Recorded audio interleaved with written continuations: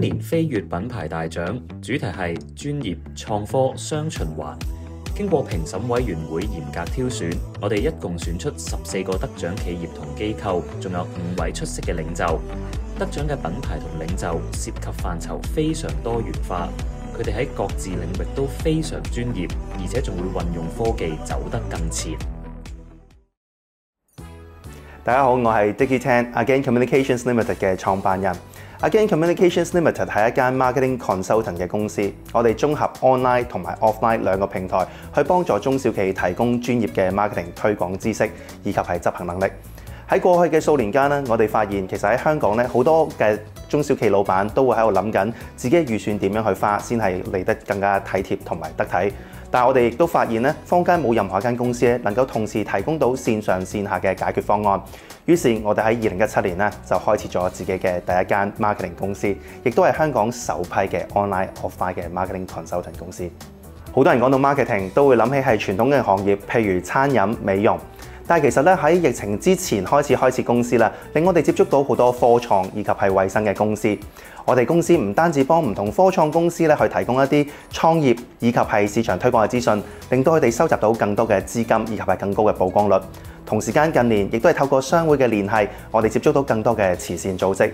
大家可能都會忽略咗慈善組織嘅市場推廣，其實佢哋正正係為社會默默地付出嘅一班有心人。我哋亦都好想透過我哋呢一個嘅獎項，令到我哋公司有更高嘅曝光率，去協助並且接觸更多嘅慈善團體。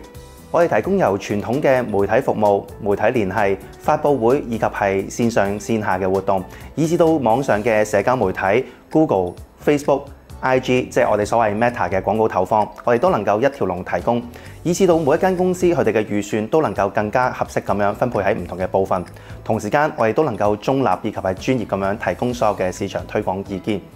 喺疫情期間，我哋見到唔少嘅公司咧都走咗出嚟，有唔同嘅人才咧都開始去創業。於是，我哋都係把握先機，喺當時候成立咗我哋嘅 Again Communication Academy， 即係話我哋會提供更多嘅市場推廣嘅教育知識。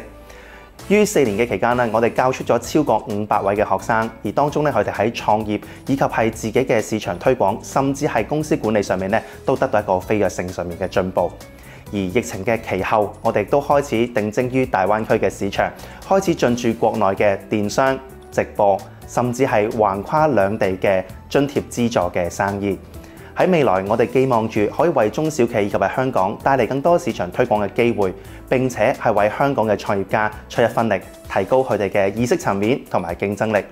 最後感謝 J-Side Queensway 頒發飛躍品牌大獎俾我哋 Again Communications， 呢個係對我哋公司過去7年嚟嘅努力嘅認可，同時亦都係本人喺呢一行16年嚟嘅確認。